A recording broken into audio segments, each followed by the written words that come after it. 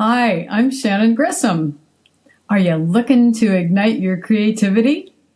Or how about be inspired by a steady stream of muses? Welcome to Painterly Life, the podcast that celebrates those who create, inspire, and innovate.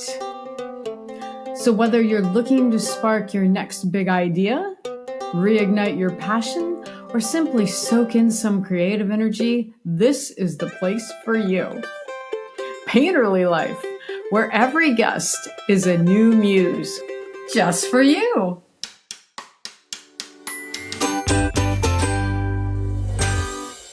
Welcome to the Painterly Life podcast.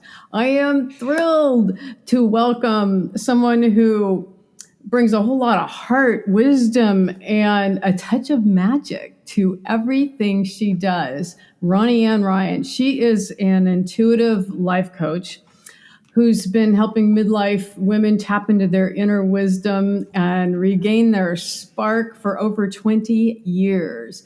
She's also the host of the top-rated podcast, Breathe, Love, and Magic. It's a great show. You got to tune into that. She blends the mystical and the practical. There's no cosmic fluff. She gets down to the business and helps you get to where you need to go. She's a best-selling author, a sought-after intuitive. She's been featured pretty much everywhere. So today we're talking about creativity, intuition, energy, personal power, and how to find the magic when life feels uncertain. Welcome, Ronnie. Oh my gosh, I hope I can live up to that, Shannon. Yikes. Well, I've been listening to your podcast and I love your emails, and you're constantly sending out great content. Thank you. That's so, it's inspirational and it's very helpful. So I think you already have lived up to it. Okay, well, thank you. That's very nice. So now, as far as your intuition, I know I didn't really recognize mine till later on. Did you always know you were intuitive? Tell me a little bit about your background there. So I'm going to say when I was like in junior high, we had one, you know how girls used to have sleepover parties? Yeah. And so one night there was some poor girl who had passed away. I don't remember what happened to her. And people wanted to know if we could do a seance. And I said, well, I'll try talking to her. I don't know where that came from. So I did it. And then I was all freaked out after. And who knows what I was really doing, And then we just parked that and put that away for a long time. So I really started working on my intuition in a big way in my 20s. So no, I wasn't necessarily tapped in through the early years at all. I mean, I might have been and didn't know it versus really working on it and going, hey, I'm psychic. No, it wasn't like that. So did you have a significant event that flipped that switch and got you really on that psychic path? Well, you know what's so interesting is I find that today, people who want to open to their intuition can do it so easily because the energy has changed so much. For me, I worked at it very hard for 7 years in my 20s. And then I was working on my intuition, I was using it. And then I took Reiki 1. And they say there's a 21-day period after taking the attunement, the Reiki 1 attunement, that things can change for you. So at the end of that 21 days, that's when I started to channel, where I would speak what they would say. Now, it's not a trance because I'm still aware. So sometimes people would come through with these accents and I'd be like, get lost. No, I'm not doing it.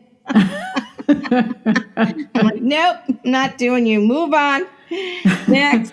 So I worked at it really hard. And I think it's because I had a lot of past lives where there were issues with this kind of thing, with magic and whatever. So I probably made some kind of bargain with myself that I had to break through. That's what I think. Well, it looks like you really did. Now you've written 6 books. In fairness, my books were about dating. Well, it's still creative. It is. Yeah. So my life path it took me, I did all kinds of things. I had an incredible business career, and I worked in advertising. Then I got an MBA, and then I worked in corporate for a while. And then I did a lot of marketing consulting. And so then what happened was I did all those things and forgot to find a partner, and I really wanted to be married. So I decided I had to figure this out. And when I started dating in a serious manner, it was late 90s. So the internet wasn't big then, the apps and stuff. And there wasn't that much written about dating. So I took everything I learned about the law of attraction and I combined it with my intuition, and I created a lot of, we'll call it processes or whatever, to help me attract, get past my blocks, and move forward. And so I dated 30 men in 15 months to meet the man I'm still married to. Wow. Yeah, it was a lot. So yeah, I dated 30 different men until I met my husband, and it took a while for that to gel. But that's what, in time, that's what most of those books were about, were how I found the right man, manifesting Mr. Right, and then other things that came after. So, but yeah, writing a book is quite a process. It really is. So how did your intuition or tapping into that help you with the writing? That's such an interesting question. I think that over time, like the first book took me 3 years to write because I put it away and then I redid the whole thing. So, it really didn't take 3 years. It just was the time frame from when I started to when I finished. But over time, I got better at identifying what do I want to say, putting it in order. So, you get better the more you do. So did my intuition help? I'm going to say yes, because sometimes there's no other way to make a decision, because you can get into paralysis where if you're really looking at everything and trying to figure out the pros and the cons and all the mental, intellectual stuff, sometimes it just doesn't give you an answer. Well, you've got a great download on how to get yes or no answers. So I will definitely put that in the show links.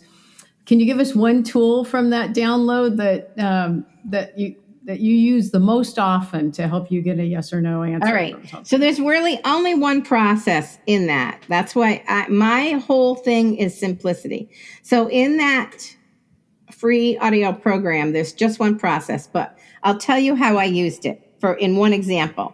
So my husband, we were dating. It had been 6 months. I foolishly told him that I loved him. And before he told me, I felt that was foolish because he didn't say it. So that was at Thanksgiving.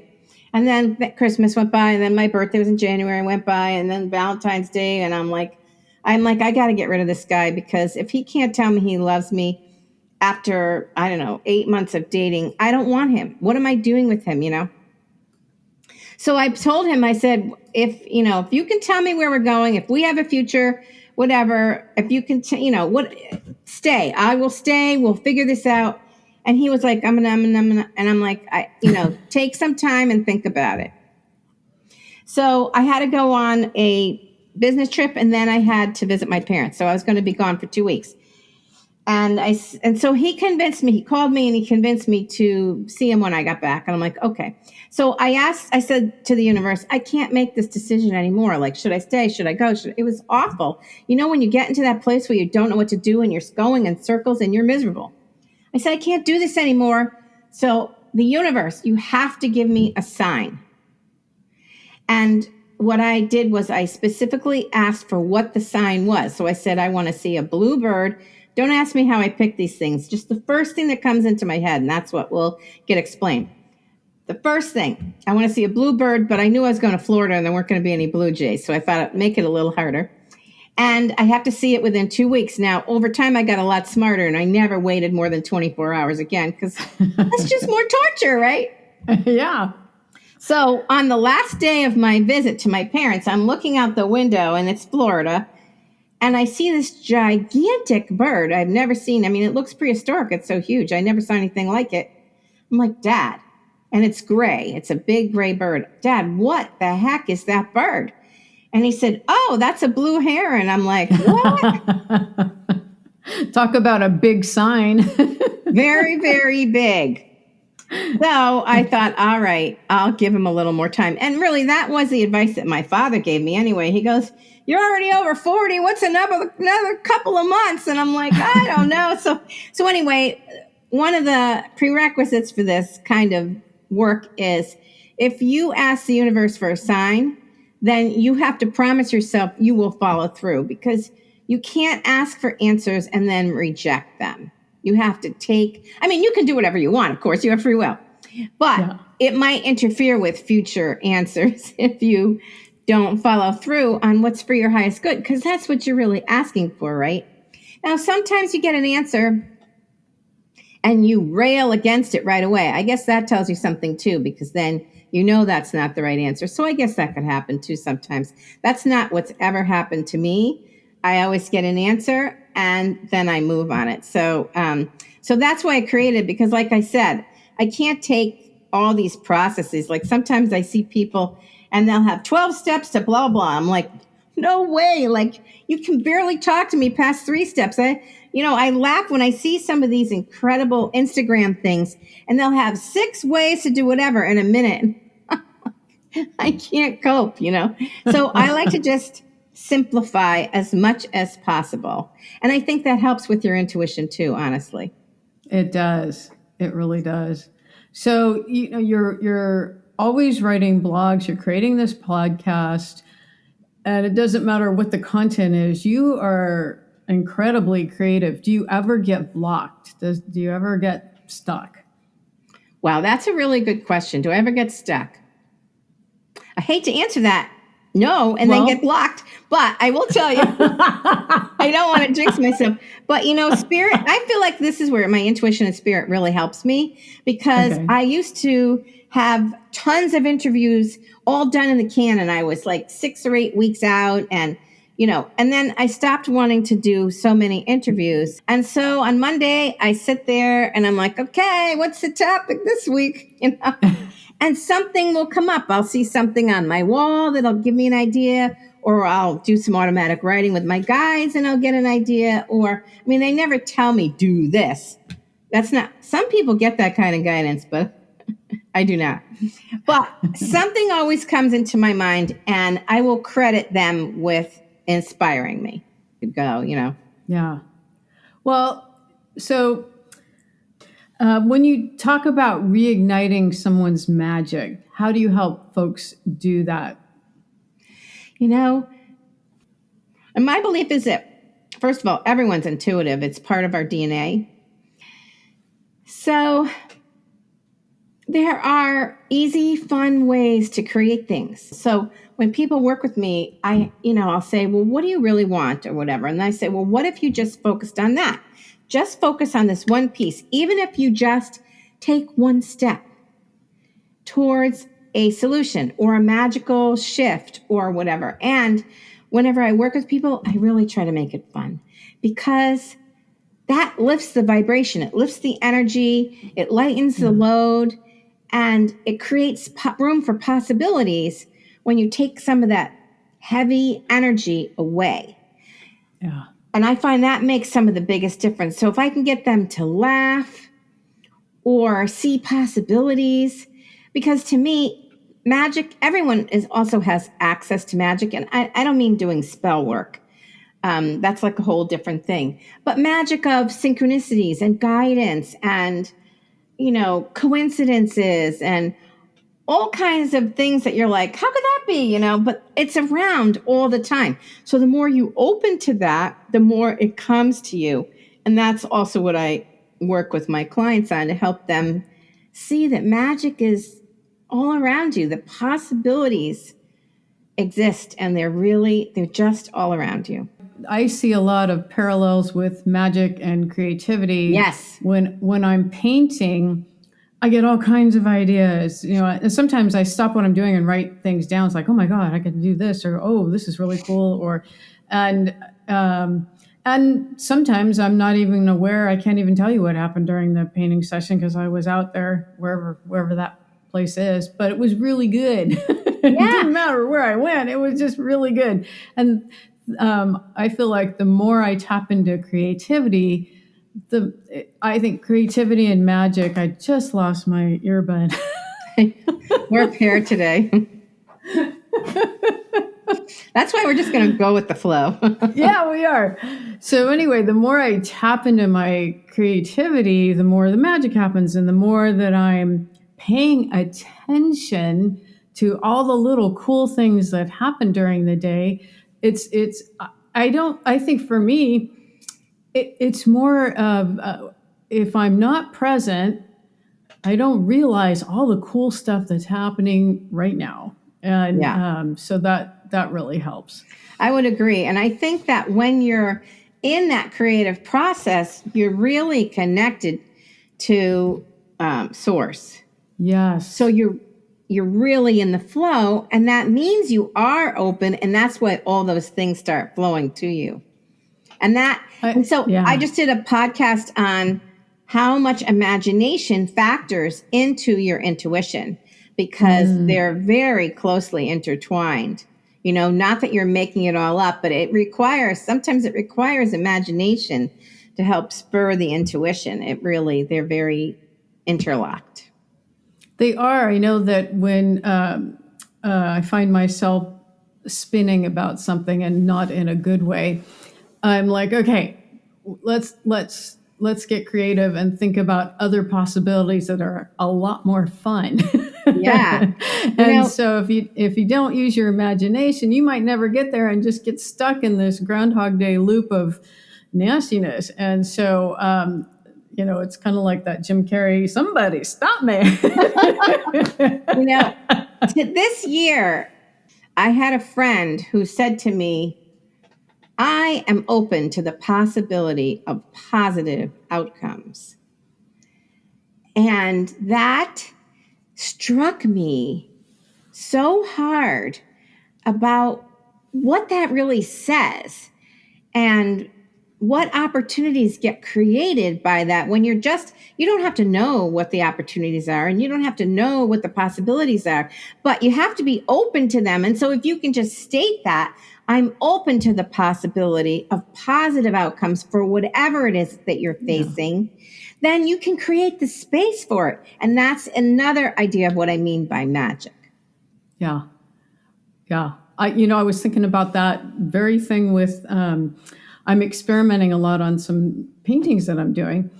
And so then one went from kind of cool to pretty muddy. And then in my head, I was thinking, what if there were no mistakes? What if it's all just building on each other and making something cool? And even if I never resolve it on this canvas, it's helping something else go somewhere else. And what if you could think of it that way instead of, well, that looks like hell, Shannon. And you know what? It just really helps shift my focus. And so being self-aware about that is really important. I agree. And in addition, you didn't give yourself a bunch of crap about it. So you didn't make yourself bad. So you didn't bring yourself down, and you didn't close out possibilities. You kept yourself open. And that can sometimes be a tremendous challenge, but you handled that beautifully. Thank you. Yeah. Well, let me shift a little bit back to the magic. How can we learn to recognize magic in our everyday lives? Do you have some tools and tips for that? My biggest suggestion for that is crazy simple, which is when something occurs to you that you think, that was kind of magical, write it down. So some people say to me, oh, Ronnie, I don't journal. You don't have to journal. I'm not asking you to write any pages. This is strictly bullet points. Okay. Or chicken scratch. It doesn't matter how beautiful it is. You're not doing art journaling, right? You just have to keep track. Now, why? What does that do for you? Your intuition and your magic, it's ethereal. It's not physical. You can't touch it. There's nothing to hold on to. There's no evidence. until you write it down. And when you write it down, now you have physical, concrete evidence that you can review. So anytime you have something magical happen in your life, like, all right, I'll give you an example. Last week, this was such a nightmare. I was told to log out of Google and log back in. Don't do that. I don't care. Do not. So I did it because I was trying to download something that I still haven't dealt with, but that's another story. So anyway, so I logged out and never could log back in. And I called T-Mobile because I wasn't getting the two-step verification message from Google, and I wanted them to help me out. And so after a full 2 hours, I finally thought, this must be part of letting go. And I have to let go. This is not who I am, by the way. I don't let go easily. But I did. I'm like, stop struggling. You cannot fix this. This is a good place for surrender. And just open a new Google account. I couldn't even open one with my name. The whole thing was absurd. And so I moved on. The next day, the idea occurred to me. What if Google Chrome app is not the same as the Google app? Which the woman from T-Mobile told me it was. So I Googled it. And in fact, they were separate. So once I downloaded the Google app, which I don't know why you need both, but then I got the message and I got everything back. Oh, Everything came back, okay? So we can say, all right, the lesson was surrender. I let go. I gave up. I stopped. And so I didn't ruin my whole day. I just ruined 2 hours. 2 hours is better than 24. It is. And then I just let it go. And the reward for me was the next day I figured out how to resolve it. And to me, that was intensely magical. So that to me is an example of how you see magic in your life. But you can ask yourself questions. So you could get curious and say, all right, what am I learning from this? What do I need to know about this? Is there another way to look at this? What possibilities or solutions can I try? Do I know anyone I could call who could help me? So you can ask yourself a series of questions. And then one of the best things to do in my mind is just put it down. I know when I'm writing sometimes for sure, the best thing to do is walk away because you can't, like Albert Einstein said, you cannot create a solution from the same mindset that created the problem. Yes. So you have to walk away. So to me, when you keep track of your intuition and you keep track of the magic in your life, then you have evidence and you can say, well, that worked out. Well, that worked out. Well, look at that. Well, look at that. Now, if you want to practice on super simple things that are not risky, start with, do I know what time it is? And guess the time and then look at your watch. Or guess the temperature and then check. Or before you drive and use your GPS, decide which route you want to take and which one has less traffic, and then check your GPS. These are meaningless little no-risk opportunities to practice and write it down. So you have evidence and you have a trail and you could go, look at that. Oh, I was accurate. Look, I'm getting there. I'm doing this, right? Because you won't have any other evidence any other way. Yeah, it would help. It would help build faith in yourself once you see that track record. Yep. And just keep it really simple. You don't have to write a whole bunch of stuff. Just have a special notebook for intuition and magic in your life. And what is more fun than rereading some of the magic that is, it will lift you up and get you all excited. That's a good way to refresh yourself if you're feeling down, is to go back and look in your magic intuition journal and see all the good things that have happened. That's awesome. My stepson and daughter-in-law, they have a gratitude jar. And so any good thing that happens, they put in this jar. And then New Year's Eve, they open it up for the year. And then you do too. I love it. This is my magical moment jar. I love it. See, and I love that you can put the magical moments on just a little tiny piece of paper. Yes. So it's not like you're writing a whole essay. You just this little thing, put it in there. And I love that. Great idea. Wow. So I was tuned into you. I guess so. Yeah. How does your intuitive coaching help creative people, get past their fears and insecurities about creating?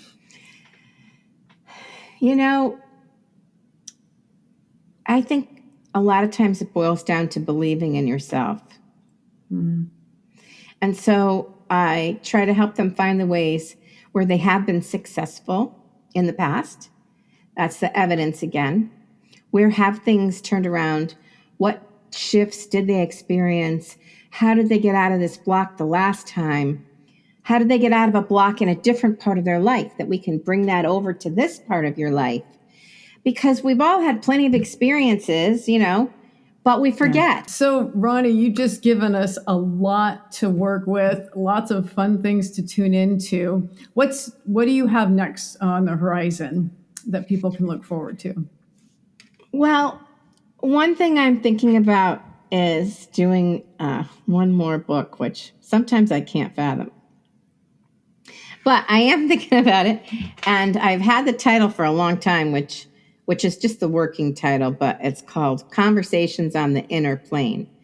And it's all about how to have intuitive conversations with anyone or anything, inert, alive, dead, imaginary, fictional, because your imagination and intuition work so well hand in hand. You can really do whatever you want. So, for example, I've talked to the honeysuckle vine in my yard.